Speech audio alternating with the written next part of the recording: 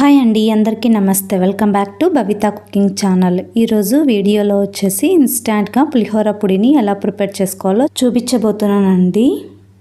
అలాగే మీకు ఈ రెసిపీ కనుక నచ్చినట్టయితే నా ఛానల్ని సబ్స్క్రైబ్ చేసుకోండి. అలాగే లైక్ చేయండి, షేర్ చేయండి. అలాగే మర్చిపోకుండా బెల్ ఐకాన్ని క్లిక్ చేయండి. చాలా ఈజీగా అప్పటికప్పుడు ఇలా ఇన్స్టాంట్గా పులిహోర పొడిని తయారు చేసుకోవచ్చండి. చాలా రుచిగా ఉంటుంది. మీరు ఒక్కసారి ఇలా తయారు చేసి చూడండి. పులిహోరని చాలా బాగుంటుంది. ముందుగా మనం చింతపండును వాడే ముందు మనము ఇలా మొత్తం క్లీన్ చేసి పక్కన ఉంచుకోవాలండి. అందులో ఉండే చెక్కలు, అలాగే గింజలు, అలాగే నారు గనక ఉంటే తీసి బాగా నీట్గా క్లీన్ చేసి పక్కన ఉంచుకోండి. అలాగే వీటిని చిన్న చిన్న ముక్కలుగా తుంచి పక్కన పెట్టుకోండి. ఇలా చేయడం వల్ల మనము మిక్సీ పట్టుకునేటప్పుడు చాలా ఈజీగా ఉంటుంది. ఇప్పుడు ఇన్స్టెంట్ పులిహోర పొడిని తయారు చేసుకోవడం కోసము స్టవ్ మీద ఒక ప్యాన్ని పెట్టుకొని అందులోకి 1 టేబుల్ స్పూన్ నల్ల నువ్వుల్ని వేసుకోండి. వీటిని ఇలా 2 నిమిషాల పాటు బాగా ఫ్రై చేసుకోండి. ఇలా బాగా ఫ్రై చేసుకున్న తర్వాత ఇలా ప్లేట్లో వేసుకొని కాస్త చల్లారేంత వరకు పక్కన ఉంచుకోండి. నెక్స్ట్ ఇదే ప్యాన్లోకి మనము ఇందాక క్లీన్ చేసి పెట్టుకున్న ఈ చింతపండుని వేసుకోండి. నేను ఇక్కడ 50 గ్రాముల చింతపండుని తీసుకున్నానండి. ఈ చింతపండులో ఉండే తడి మొత్తం లేకోకుండా ఈ చింతపండుని డ్రై రోస్ట్ చేసుకోవాలి. 3 నిమిషాల పాటు డ్రై రోస్ట్ చేసుకోండి. ఇప్పుడు ఈ చింతపండుని పక్కన ఉంచుకోండి. నెక్స్ట్ అదే ప్యాన్లోనే 1 టేబుల్ స్పూన్ మినప్పప్పు, 1 టేబుల్ స్పూన్ శనగపప్పు, 1/2 టేబుల్ స్పూన్ మెంతుల్ని కూడా వేసుకోండి. ఇప్పుడు బాగా మిక్స్ చేసుకోండి. 1 నిమిషం పాటు బాగా ఫ్రై చేసుకోండి. అలాగే 1 టేబుల్ స్పూన్ ధనియాలను కూడా వేసుకొని ఫ్రై చేసుకోండి. నెక్స్ట్ ఇందులోకి 1/2 టేబుల్ స్పూన్ మిరియాలను కూడా వేసుకొని బాగా ఇప్పుడు ఫ్రై చేసుకోండి. పొయ్యిని మీడియం ఫ్లేమ్లో పెట్టుకొని బాగా వేయించుకోండి. వీటన్నిటిని చాలా స్లోగా రోస్ట్ చేసుకోవాలి. చూస్తున్నారు కదా, వీటన్నిటి కలర్ చేంజ్ అయ్యేదాకా మనం ఇలా వేయించుకొని ఇప్పుడు పక్కన ఒక ప్లేట్లోకి వేసుకొని చల్లార్చుకోండి. ఈ రెసిపీ కోసము మనం ఇప్పుడు 12 ఎండుమిరపకాయలను కూడా వేసుకోండి. ఎండుమిరపకాయలని కూడా డ్రై రోస్ట్ చేసుకుందాము. ఈ ఎండుమిరపకాయలు కానీ నువ్వులు కానీ త్వరగా వేగిపోతాయి కాబట్టి మనము సపరేట్గానే వేయించుకొని పక్కన ఉంచుకొని చల్లార్చుకోవాలి. ఇలా బాగా వేయించుకున్న ఈ ఎండుమిరపకాయలను కూడా ఇలా ప్లేట్లోకి వేసుకొని చల్లార్చుకోండి. నెక్స్ట్ ఉప్పుని కూడా వేయించుకుందామండి.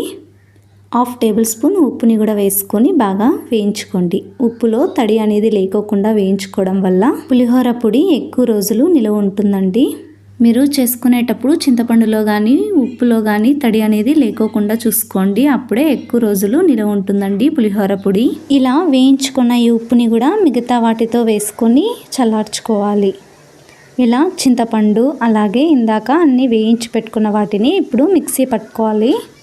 ఇవన్నీ కూడా బాగా చల్లగా అయిన తర్వాతే మిక్సీ పట్టుకోవాలండి. లేదా కాస్త వేడిగా ఉన్నప్పుడు కనుక వేసుకుంటే ముద్ద ముద్ద అయ్యే ఛాన్స్ ఉంటుంది కాబట్టి అలా వేసుకోకూడదు. బాగా చల్లగా అయిన తర్వాత ఇలా మిక్సీ జార్లోకి వేసుకోండి. ఇలా వేసుకున్న వీటిని ఇప్పుడు మిక్సీ పట్టుకోండి. ఇలా మిక్సీ పట్టుకున్న ఈ పొడిలోకి ఇందాక వేయించి పెట్టుకున్న చింతపండుని కూడా వేసుకోండి. అలాగే 2 టేబుల్ స్పూన్ల బెల్లాన్ని కూడా వేసుకోండి. నేను ఇక్కడ బెల్లం పొడిని వాడుతున్నానండి. అది కూడా డ్రై రోస్ట్ ఉండాలి బెల్లం అనేది. అదే బెల్లం తడిగా ఉంటే గనక ముద్ద ముద్ద అయిపోతుందండి. ఇలా మెత్తగా అయ్యేంత దాకా గ్రైండ్ చేసుకోండి. అంతేనండి, ఇన్స్టాంట్గా ప్రిపేర్ చేసుకునే పులిహోర పొడి రెడీ అండి.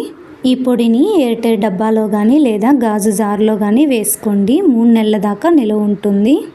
అదే ఈ పొడిని మనము ఫ్రిడ్జ్లో కనుక పెట్టుకుంటే 5 నుండి 6 నెలల దాకా నిలువ ఉంటుందండి. ఈ ఇన్స్టాంట్ పులిహోర పొడితోనే నేను ఎప్పుడు పులిహోరని ప్రిపేర్ చేస్తున్నానండి. ఎలా వచ్చిందో చూద్దాము. ఈ రెసిపీ కోసం ముందుగా నేను తాలింపును వేసుకుంటున్నానండి. దీనికోసం నేను ప్యాన్లో 5 టేబుల్ స్పూన్ల ఆయిల్ని వేసుకున్నానండి. 2 టేబుల్ స్పూన్ల వేరుశనగ గుళ్ళు, 1 టేబుల్ స్పూన్ మినప్పప్పు, 1 టేబుల్ స్పూన్ శనగపప్పును వీటిని 2 నిమిషాల పాటు ఫ్రై చేసుకోండి. వేరుశనగ గుళ్ళు బాగా కలర్ చేంజ్ అయిన తర్వాత ఇందులోకి 1/2 టేబుల్ స్పూన్ జీలకర్ర ఆవాల్ని కూడా వేసుకోండి. అలాగే 2 ఎండుమిరపకాయలను కూడా వేసుకోండి. ఒక 50 సెకండ్ల దాకా వీటన్నిటిని కూడా ఇప్పుడు బాగా ఫ్రై చేసుకోండి. ఇందులోకి పచ్చికరివేపాకును కూడా వేసుకోండి.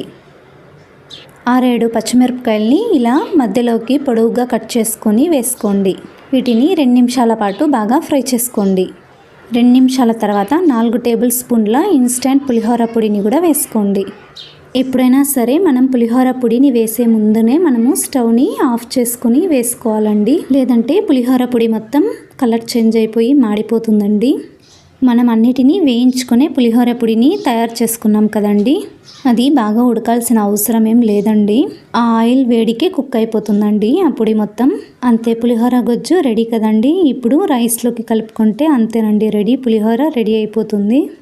ఎప్పుడైనా సరే మనం పులిహోరని కలిపేటప్పుడు గొజ్జు కానీ అలాగే రైస్ కూడా వేడిగా ఉండకూడదండి. రెండు చల్లగా అయిన తర్వాత మనం కలుపుకుంటే అప్పుడు పులిహోర టేస్ట్ చాలా బాగుంటుందండి.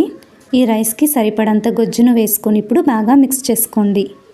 ఇలా పులిహోర గొజ్జు మొత్తం రైస్కి పట్టేదాకా మిక్స్ చేసుకోండి. అంతేనండి, ఎంతో ఈజీగా ప్రిపేర్ చేసుకుని ఇన్స్టెంట్ పులిహోర పొడి రెడీ అండి. ఇలా బాగా మిక్స్ చేసుకొని ఇందులోకి చిన్నగా కట్ చేసి పెట్టుకున్న కొత్తిమీరను కూడా వేసుకొని బాగా మిక్స్ చేసుకోండి. ఇప్పుడు ఈ పులిహోరని ఒక సర్వింగ్ ప్లేట్ తీసుకొని సర్వ్ చేసుకోండి. అంతేనండి, ఎంతో రుచికరమైన పులిహోర రెడీ అండి. అలాగే మీకు ఈ వీడియో కనుక నచ్చినట్టయితే లైక్ చేయండి, షేర్ చేయండి, సబ్స్క్రైబ్ చేయండి.